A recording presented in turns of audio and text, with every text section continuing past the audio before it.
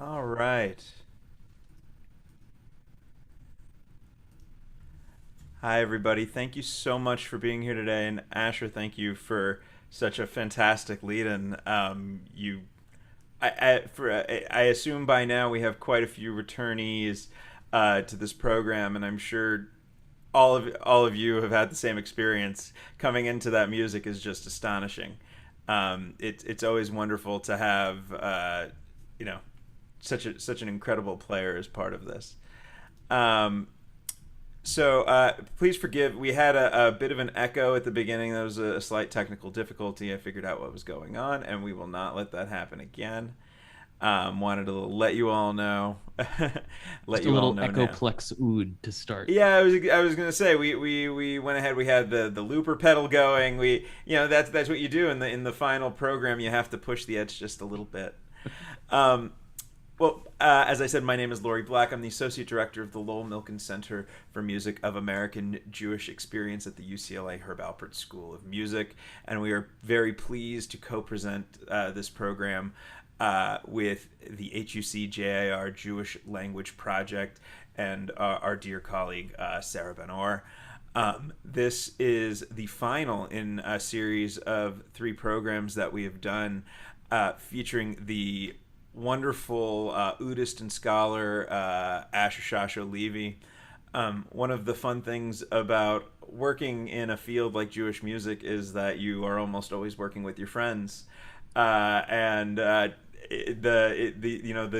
sound check for this particular program was so much fun because it was a chance to not only get to hear incredible music and hear about the music, but also reconnect with a wonderful friend and wonderful musician, and that individual is our guest tonight, Asher Shasha Levy, Udist vocalist, and Syrian Jewish musician and scholar of Sephardic heritage and culture. Asher seeks to spread the beauty of Sephardic tradition through his writing, recording, research, and concerts. He performs and teaches internationally and is the founder and leader of the Aram Soba Ensemble, a group dedicated to the musical heritage of Syrian Jewry. Studying with elders and scholars in the Sephardic community of Los Angeles, Asher has amassed a large repertoire of liturgical music, secular song in Hebrew and Judeo-Arabic, as well as piyutim, pizmonim, and bakashot, the religious poetry and song of the Jewish Middle East. Very excited to present Asher Shasho Levi in this program, Jewish Prayer in Many Languages, from Sephardic Seattle to Syrian Brooklyn. Thank you, Asher. Thank you so much, Lori. This is just such a joy, as always, to be able to share with everyone these riches, these true treasures of the Sephardic tradition. Today's program, I think, is particularly rich. I'm going to focus on one particular type of liturgy from one particular community, though we'll hear examples from other communities as well. But within that one vein, there is probably more material than any single topic that I've covered, and that would include the multi-community focused sessions as well. And what I'm referring to is Ladino, Selichot, Rosh Hashanah, and Yom Kippur liturgy. So there's this unique tradition that you have in the Ottoman Jewish communities of basically translating prayers, translating liturgy into Judeo-Spanish, and doing so in a way that preserves the word order of the Hebrew and is sort of very textually based, so sort of almost, you could say, stilted translation, archaic in some ways. And that is Ladino. So Ladino, most people speak of Judeo-Spanish or Judesmo and call it Ladino, the spoken form, and that's a sort of a casual usage that's accepted today. But really, Ladino refers to the liturgical Judeo-Spanish that developed, this enladinar of the Torah, this like a targum, basically, but one that is less interpretive and more of a sort of literal word for word translation. So that's what we have with this Ladino liturgy initially. So you have in 1865, the Al-Sheikh version of the Tefillah for Yamim Noraim, for Rosh Hashanah, for Yom Kippur, and for the Selichot, published in Vienna. And this was, even at the time in the 19th century, this was a sort of archaic, purposely archaic language that was being employed in this text. And it was meant to sort of convey the awesome ancient quality that the Hebrew has, but in doing so, it was maybe a bit stilted and less accessible. And so by the early 20th century, you have a demand in Sephardic communities that are rapidly modernizing in the Ottoman Empire for a text that is more accessible. And so that need was filled by Rabbi Reuben Eliyahu Yisrael, who was a hacham of the Sephardic community in Romania, actually. It was a Europeanized Sephardic community, you could say, in Romania. And so as a result, he published his text initially in Latin characters, which would have been fairly uncommon for Ladino texts, which would have typically been in Hebrew characters. But Rabbi Israel was from Rhodes. He was from the island community of Rhodes, and that community was more traditional and still used the Hebrew characters for the Ladino. So in 1910, there were two editions that were published. There was one that was published for his Romanian congregation, and there was one that was published for the Rhodes community and was also used in other communities in Turkey. It ended up being reprinted many times. So the Izmir community, Istanbul communities used it. Livorno in Italy, it was eventually printed in Brussels, in Buenos Aires, and most importantly, for our purposes, in Seattle, Washington. So the Sephardic community of Seattle, Washington is very well established. By the early 20th century, you had a community there, and the community hails from primarily two places, what they would call the Turkish community, which would be Izmir, Istanbul, places like that, and the Rhodes community, which is from the island of Rhodes, which at the time was Turkish. It was Ottoman, but today is part of Greece. So in Seattle, these Ladino texts were maintained, and the tradition of singing them was maintained, and they were republished there several times, including most recently as part of the new set of Mahzorim by Hazan Yitzhak Ezos. And we're going to hear several recordings, actually, of the Hazan chanting some of these texts. So as I mentioned, this version of the Selichot, of the Tefillah, was meant to be more modern. It was meant to be a freer translation, not quite the word for word calc of the Al-Sheikh 1865 version, but it's interesting. At that time, in these Ottoman communities, Ladino's hold and Judeo-Spanish's hold on the community was sort of slipping away due to various modernizing factors. People were really speaking more Turkish, they were speaking more French, Italian, these other languages due to trade needs, as well as just various political factors, the Alliance schools teaching French to, lots of different factors. So the Ladino of the time incorporated far more loanwords from different languages than the Ladino of the 1865 edition. And it really shows you that this language that a lot of people think of erroneously as being some sort of frozen medieval Spanish that they brought with them from Spain to the Ottoman Empire, you see that it's a living, evolving language, at least until fairly recently. And one thing that's really beautiful about these texts is they were really meant to facilitate involvement from every member of the community. That's the reason these texts developed, was so that everyone would understand the words of the prayers. But more than that, they were written in order to fit the melodies of the Hebrew prayers that they are translations of. So it allowed people to actually sing along with the melodies that they knew. So it facilitated multiple levels of involvement that otherwise would not have been available to people who were, many of them were not as fluent in Hebrew, or didn't, in the case of the women mostly, didn't really know it at all. So today's program is going to be far more music focused than previous programs. In the past, there's been a lot to go over and a lot of history. And while there is so much that we could talk about, I think the richness of this repertoire in many ways speaks for itself. And so while I'll be playing many of these pieces for you today, I think it's only appropriate to begin with the steward of the tradition, Hazan Ezos, singing the Ahot Ketana for Erev Rosh Hashanah. First night of Rosh Hashanah, the first paragraph in Hebrew and Ladino.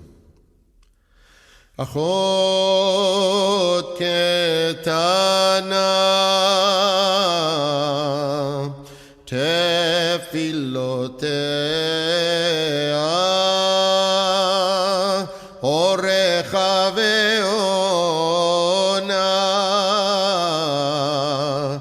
Teilotea El Narefana Lemachalotea Tichle Shana Vekilelotea. La nación judía recita oraciones, ella entona sus alabaciones, oh Dios melezina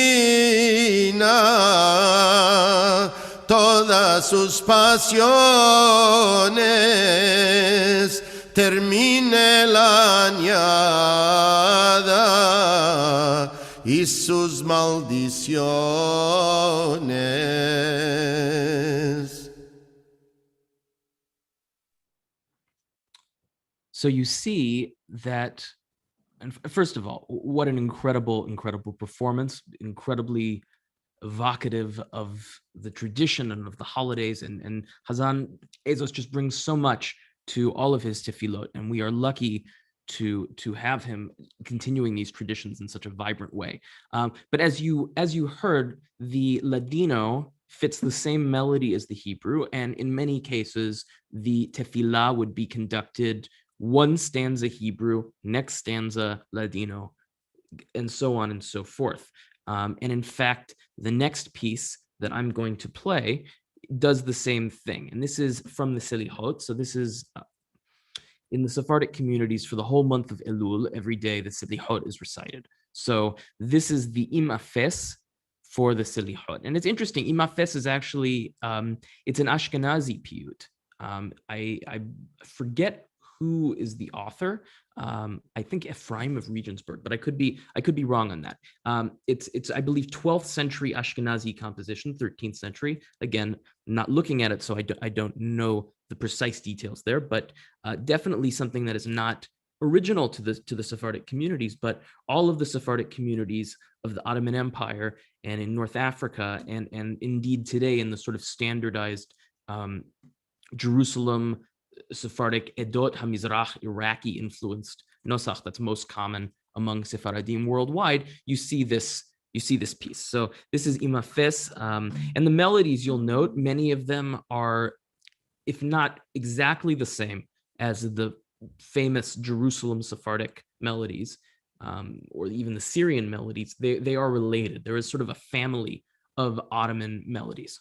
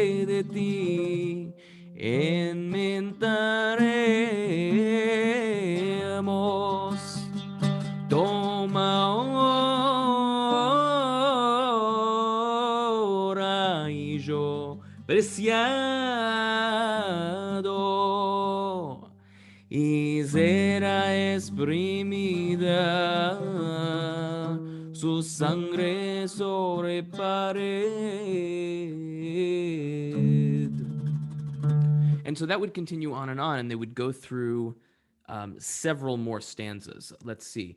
Another 1, 2, 3, 4, 5, 6, 7, 8, 9, 10, 11, 12, 13, 14, 15, 16. You have like 20 stanzas of this that would go back and forth in the Selihot. And in some cases, you would have stanzas that are, what you might do, and certain communities would do this, is you would take the piyut, and you would do the entirety of the piyut, but you would do it half and half. You wouldn't necessarily translate each stanza. It would be one in Hebrew, the next stanza in translation, so on and so forth.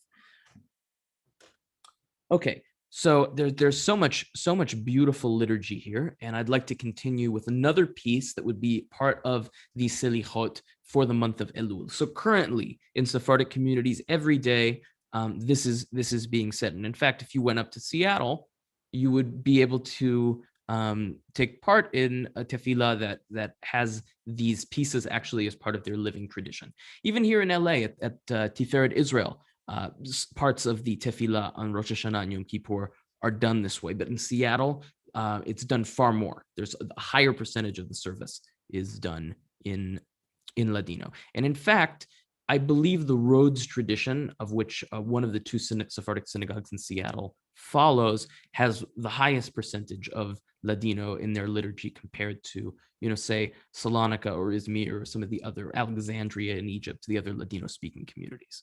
So we're going to do now Bezochri al-Mishkabi, another piece from the City Hot, and it's going to be the same way. I'm going to do one stanza in Hebrew and then the next stanza in Ladino.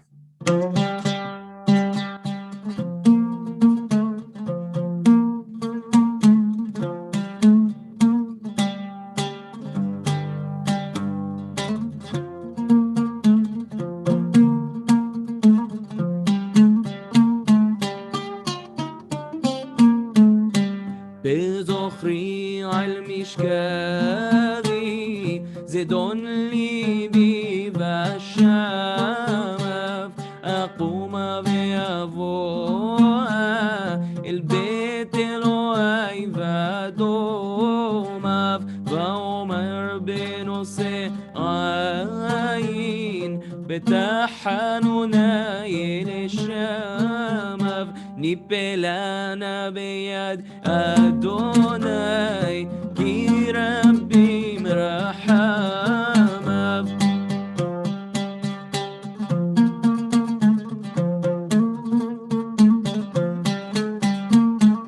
إني قدرار sobre mi vida soberbio de mi corazón y sus culpas me levanto y vengo a casa de mi Dios y su Shejina y dicha en mi desarrollo con rogativas en el Dios de los cielos nos estaremos ahora en poder de Adonai que muchas son sus piedades nos hallaremos ahora en poder de Adonai que muchas son sus piedades. So musically, many of these pieces are in a makam, a mode that you would have in Ottoman and Arabic music that's called bayat, or its variant ushak or Husseini. These are all variants of the same basic scale. So what you have is it's a type of minor basically where the second degree is what they call a neutral second, where it's neither natural or flat, it's in between. So a microtone or a quarter tone, that's not exactly accurate because depending on geography, some places play it sharper or flatter. It's that scale. Either or. So a lot of the pieces for the Yamim Noraim in the various Ottoman Sephardic, Levantine Sephardic communities have this quality of being in this makam. In particular, the makam Husseini, which is, you could say, a higher variant on makam bayat. So it focuses on the second half of the scale. So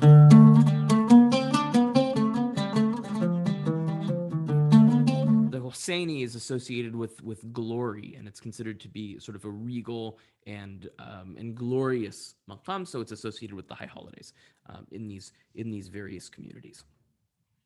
Okay, so let's return to our beautiful historical recordings so you can get a sense of the richness of the different hazanim in the different communities. So we're gonna listen to Avinu Malkenu, which is done in Ladino, much as these other tefillot have been done. And this version is from Turkey, from Ankara in Turkey, Hazan Yehuda Aglamaz. So this would be the tradition that is preserved at one of the two Seattle synagogues. So there's Bikur Holim in Seattle, which is the Turkish, and then there's Ezra Betsarot, which is the Rhodesli. And so at the Turkish, you would be hearing a variant on this melody. Allora Avinu Malkenu de Rosh Hashanah. Nuestro Padre y nuestro Rey,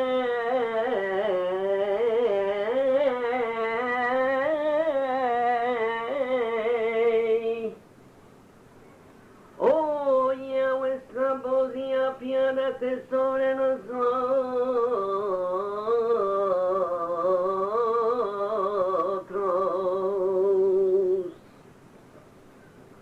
Nuestro Padre y nuestro Rey,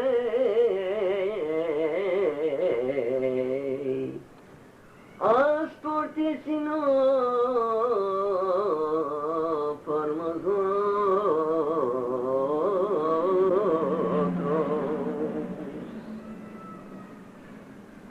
Nuestro Padre y nuestro Rey,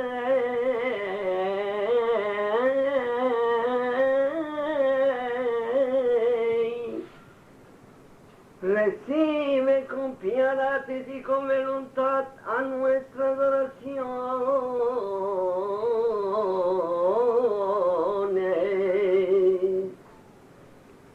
Nuestro Padre y nuestro Rey, no nos tornes en vacío de delante de ti. So this version is in Makam Hijaz, which you'll hear in a lot of Sephardic communities. Avinu Malkenu and other parts of the Tefillot for Yamim Noraim will be in Makam Hijaz, which is related to what the Ashkenazim refer to as Freigish, with some differences. So Hijaz, as we just heard.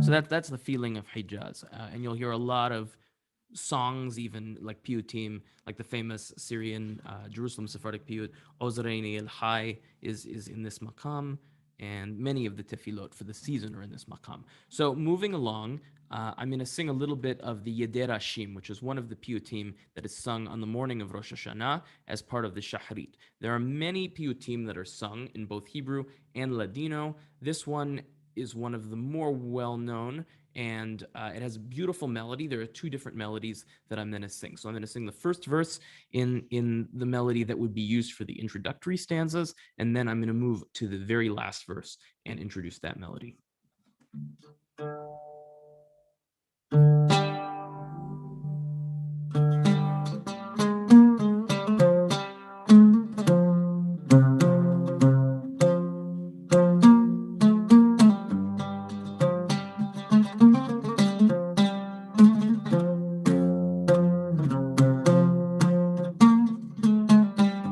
El pueblo judío flaco y pobre no puede obtener su rescate. Él se presenta delante de su Dios con su ración amargante. Pueblo distinguido y perseguido y su lamentación muy impresionante, reunidos en sus sinagogas, alaban Dios con hermoso cante por santificar,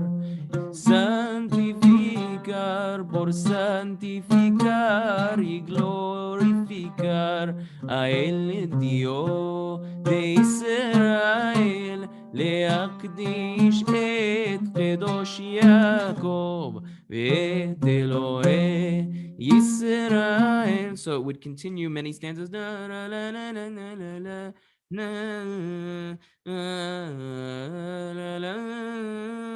until you get to the last stanzas where the melody changes.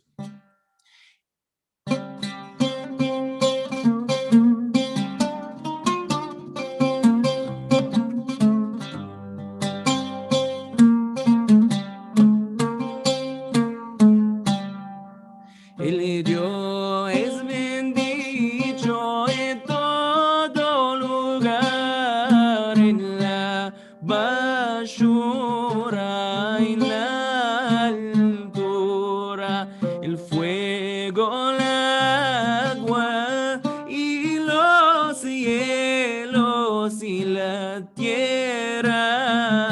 y toda natura son testimonios por sus grandes obras, que son enigmas sin soltura, y todos los criados son sus esclavos, que de él depende sus venturas. Con él se orgullo y se glorifica toda la raza de Israel. להקדיש קדוש יעקב ואת אלוהי Israel. So that melody is maybe familiar to some from use in the Selichot in the Jerusalem Sephardic community. And as a result of that, it's spread to most other Sephardic communities. So in Los Angeles, I've heard in Moroccan communities, Iraqi communities, singing that same melody that originally would have been in mostly Ottoman communities, so the Ladino-speaking communities, as well as sort of the general Syrian Egyptian milieu. But that, yeah, done for usually it's the slichot for Ben Adam Alecha Nirdam. Ben Adam Alecha Nirdam Kum Kera Betahanunim, which is the beginning of the slichot. Really the second piece after Kamti, but that's the Kamti is really the introduction. It's really the beginning of slichot. And so for many people in Sephardic traditions, it's one of the melodies that's most, I would say, evocative of the season. And again, it's definitely worth noting that these texts are written with these melodies in mind. We're going to continue onward with another really beautiful piece, maybe one of the emotional, if not the emotional highlight, I would say, of the Rosh Hashanah service in the Sephardic liturgy is Et Sha'arei Ratzon, which is a poetic telling of the story of the Akedah, of the binding of Isaac. And it's a extremely dramatic and moving piece of poetry that basically gives Isaac a voice in the narrative and allows him to speak back to and comment on the events. And it's really an incredible piece that I think is one of the most, just really one of the most incredible representatives of this tradition of incredibly poetic and creative texts. So we're going to hear Violetta Fintz from Rhodes singing Et Sha'arei Ratzon. Exhora que las puertas de tu piedad sean abiertas, Dios, a tu comunidad. Acórdate del paso de la antigüedad, oh que de Beanical vea mis veas. La prueba diezena que el Dios potente probó a Abraham es la siguiente. Toma Isaac tu descendiente y hazlo alzación a mi presente. Aunque lo amas, amor ardiente, oh que dveanikad vea mis veas. Really a beautiful, I mean, the text is so rich and poetic and really emotional. And this melody, I think, really captures that feeling, though there are many incredibly gorgeous melodies that I would recommend people investigating from different Sephardic communities. The Aleppo melody is gorgeous. Libyan melody is gorgeous. The Moroccan melody is gorgeous. But this one is special. This is in fact the one that is done at Sephardic Temple Tiferet Israel here in Los Angeles, and as a result, the melody that I grew up with. So I'm Syrian, but growing up in a community that followed the Turkish and Rhodes customs, I grew up with a lot of these pieces, and I have a real love and fondness for this tradition. And I was able to visit a few years ago Rhodes and go to the synagogue there and be able to see it. It was really spend a Shabbat, and while the community there is very small today, after the decimation of the Shoah and that even following years of people leaving, there still is a community there that is well served by Rabbi Negrin, the chief rabbi of Greece in Athens, who is very careful to preserve these unique traditions there. So if you ever happen to be in Greece and in Rhodes, do seek out the Kahal Shalom there in the synagogue. Okay, so let's continue. There's so much to look at here. So many different pismonim, so many different incredible melodies and texts. But the next piece that we're going to look at is Adonai Shamati V'Nirgazti, a incredible piyut that is sung on the afternoon of Rosh Hashanah. And first, before I sing the version from Rhodes in Ladino, I'd like to hear a little bit of Asher Mizrahi singing it. So Asher Mizrahi is one of the most, I think, important and remarkable personalities in 20th century Sephardic life. He was of Judeo-Spanish descent from Jerusalem, born in Jerusalem, and learned Arabic music, learned the Judeo-Spanish Hazanut, really assimilated all of these different elements to take the music to such great heights that he actually, at a certain point, he served as the Hazan in the community of Malta. And when that became too provincial, basically, for his talents, he moved to Tunisia and lived there for many years, where not only was he the Hazan, but he was also a secular star. And had a whole career recording, performing in totally secular venues, but was also the Hazan of the community. And towards the end of his life, he came back to Israel. Many of his songs are extremely famous today in Sephardic communities around the world. Some of them including Nagila, Hallelujah, Nagila, Bazeman, that's one of his songs, or Habibi,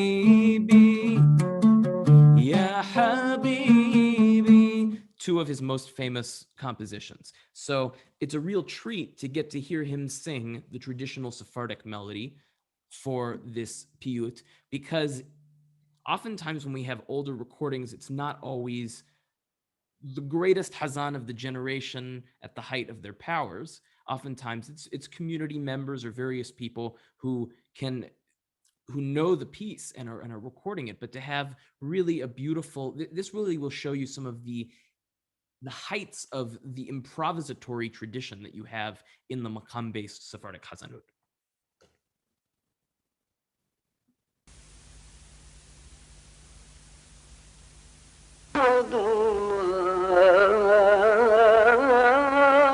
شمعت بنرقص ينبو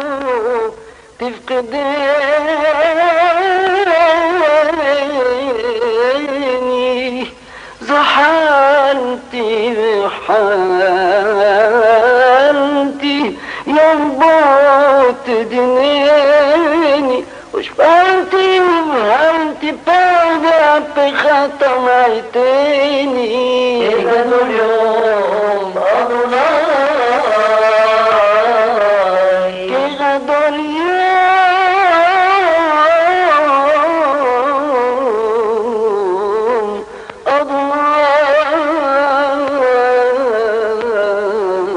أضناي أضناي مين يراني يمدين هم راح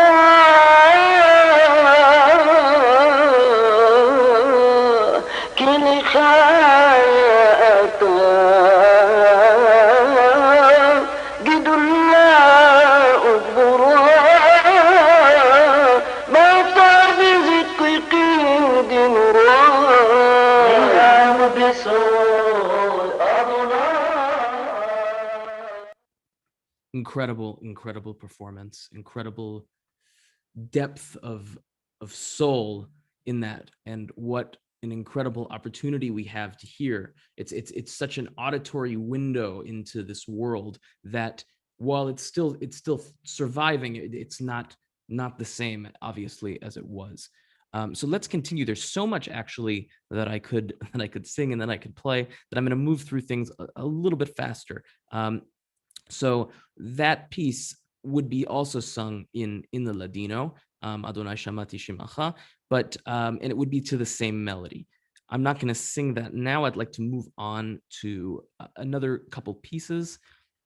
I'm going to do a little bit of Lema Ancha Elohai. That's from the Rosh Hashanah Tefillah.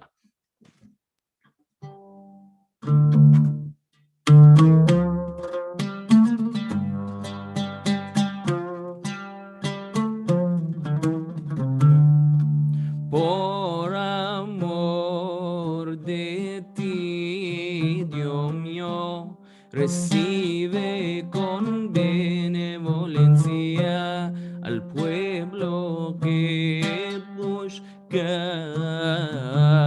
en esta mañana tu clemencia. Adonai Hakshiva vase al Teahar por amor de ti, Dios mío, releva de las profunduras a los hartos de fiel, a defla y amarguras, cativos y movidos de miseria y estrechuras, oye sus enclamación, no mire sus manjuras. Adonai Akshiva vase al Teahar.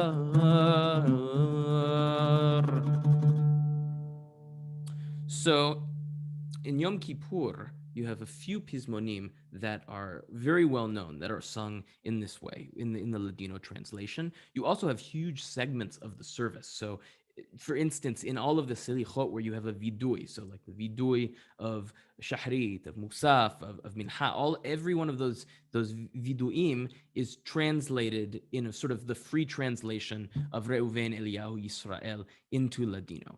Since these are not necessarily very musically interesting, if anyone is interested in these sections, they will be posted to the Jewish Languages website with recordings. But let's move to one of the more beautiful, in my opinion, of the pizmonim that you have in the Tefillah of Yom Kippur, from the Minha of Yom Kippur, Ya Shema Evyonecha. Beautiful, beautiful melody in Makam Nawa, so related to the Makam that we had of Bayat, but Nawa, the concept is that it always resolves on G. So, and that's, it ends the phrase there, whereas in Bayat you would have, but Nawa hangs off the G.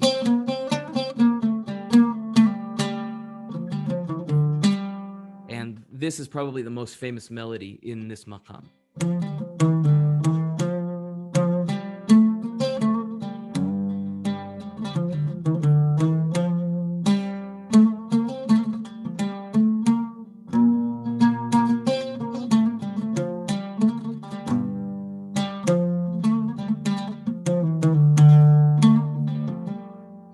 Oye Dios a tus menesterosos que rogan a ti ansiosos, son tus hijos querenciosos, no sean abandonados de ti. Ya Shema Evyonecha Am Halim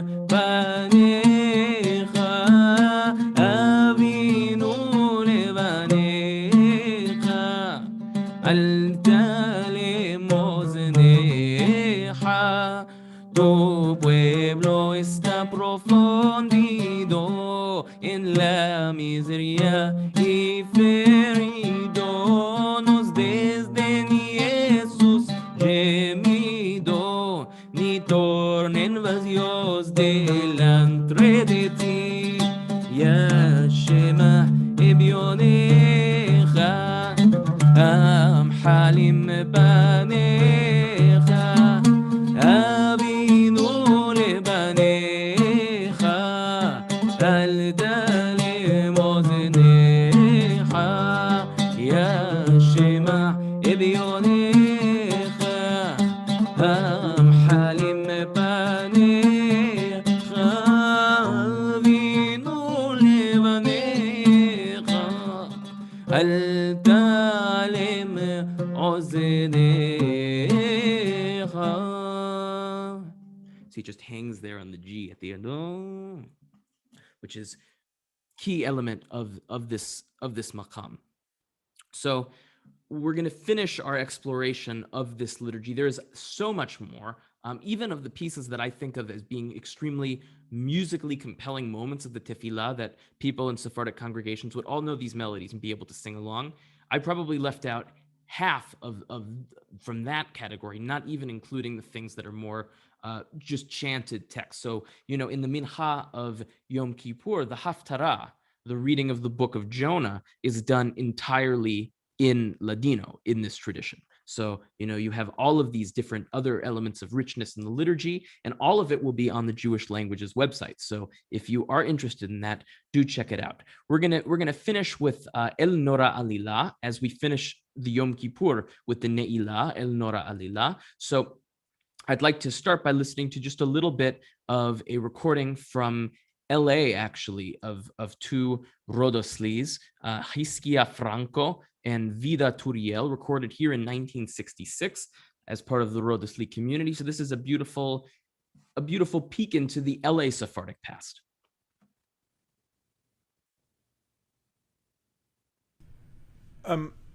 Asher, Yes. just to clarify, is it the one labeled chanting, not the chanting of Kol Nidre? It says, I think, Ne'ilah is how it's forgive labeled. me.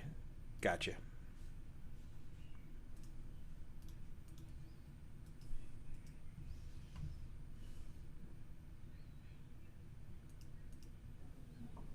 Ahora cantamos la hora de la Nila.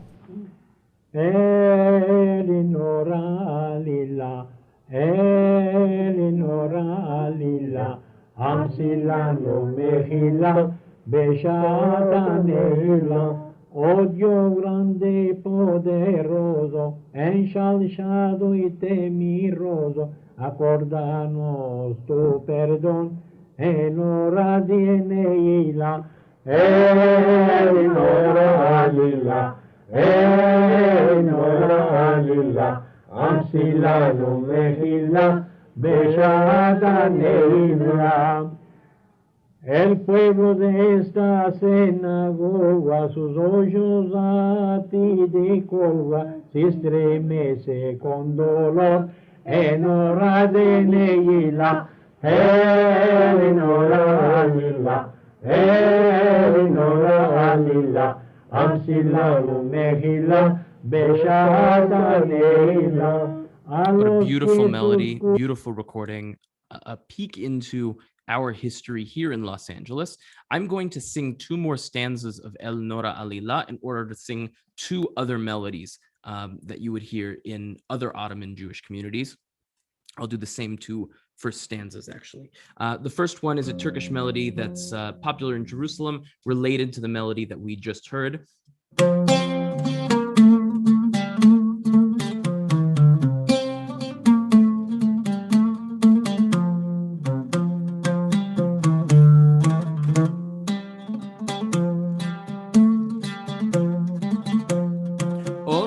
Dios grande y poderoso, ensalzado y temeroso, acódranos tu perdón en hora de Neila, en hora alila, en hora alila, hamsilanu mehila,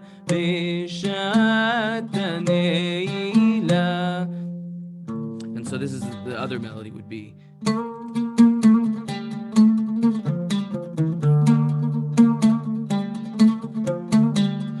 El pueblo de sinagoga sus hoyos a ti te colocas y estremense con dolor en hora de Neila.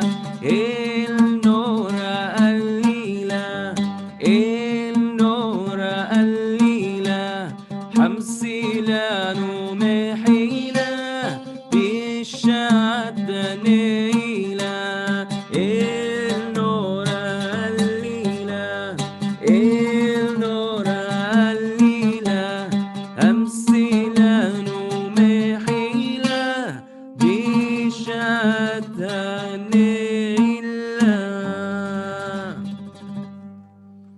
So today I only touched on the richness of liturgy that you have for the Yamim Noraim from the Ottoman Judeo-Spanish speaking communities. And that doesn't even begin to touch all of the different variants of melodies that you have for the Pizmonim in Hebrew. So there's just an incredible richness.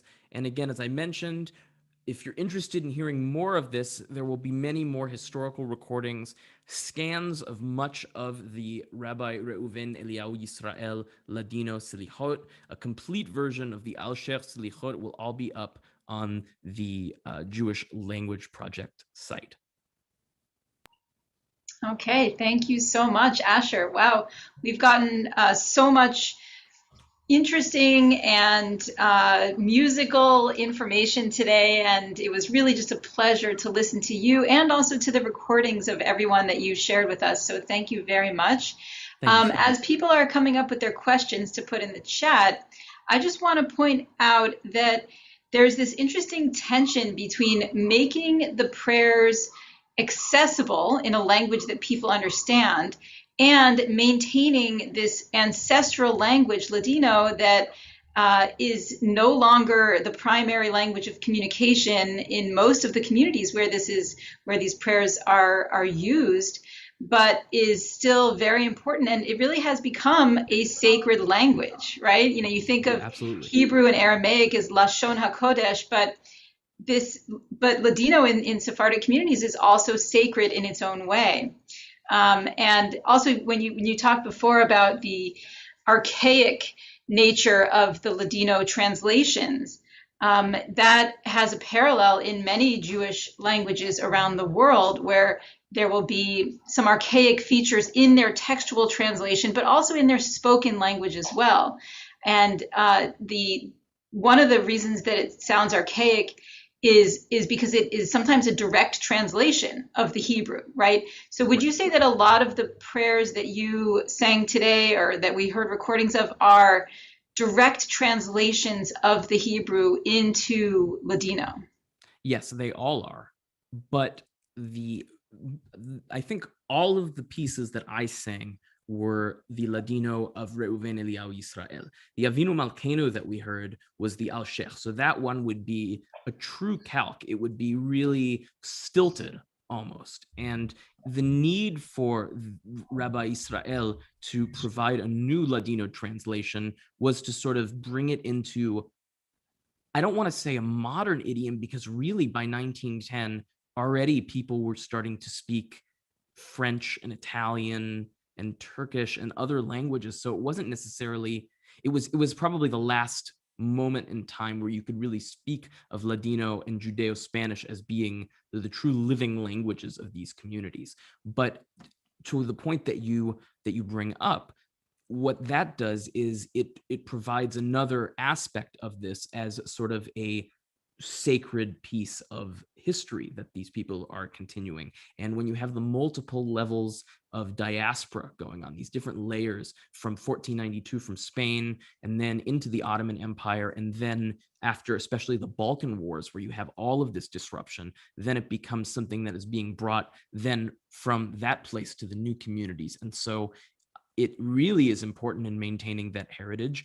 And yeah, today I would say that Ladino in particular is definitely a sacred language for Sephardic Jews. It's Judeo-Arabic for Arabic-speaking Jews would not have been a sacred language in the same way. It would have been a language of study, certainly of studying texts and things like that, but it wasn't used in the ritualized context of tefillah in the synagogue. It never replaced Hebrew. If anything, it would just be added, but it never replaced Hebrew, whereas in the Ladino-speaking communities, it did. And there definitely is that tension between the need to make it accessible, but also to, have this tangible link to the Sephardic past. That's so interesting. And I think you see the same with Yiddish a little bit, that there is some Yiddish sacred discourse, like in Techinis, the prayers that women did, and the Tzenorena, but it's a little different because it's not used in the synagogue setting in the same way as it is in Ladino, and it seems like that is pretty unusual for Ladino in the contemporary world. There are also translations of prayers into many Jewish languages, especially Judeo-Italian. There's a very large tradition of calc translation of the prayer book, and Judeo-Provençal, spoken in the southern part of France, that has also a long tradition. And so, but it's interesting that Ladino seems to have taken over in that practice in the modern period in ways that other languages didn't. But we do have remnants of this in Jewish English in the archaic and calc word for word translation. Right. And one of, like, for example, you say, "Blessed art thou, O Lord our God, King of the universe," right? So the use of "thou," I mean, that actually is probably influenced by Protestant translations of the Torah, of the Bible, into English, using that archaic language, but also the thou, like the I-thou relationship kind of thing. But even just saying, "Blessed are you, O Lord our God," instead of saying, "You are blessed, God," right? That it's because it's Baruch Atah, right? So it's the direct translation. So, and yes, calc, someone asked in the chat what the word calc is, and I'll put that in the chat. It means direct word for word translation from one language to another, where you're not translating it in a vernacular way, in an idiomatic way. You're translating it to preserve some of that word order. And that is true in every Jewish language that I know of that translates the Torah. There is some degree of that to try to maintain a little bit of the flavor of the original Hebrew. So there is a question in the chat about the Ya'aleh prayer, and is that used traditionally in Ladino? I don't think the Ya'aleh prayer is part of the Sephardic liturgy. Okay.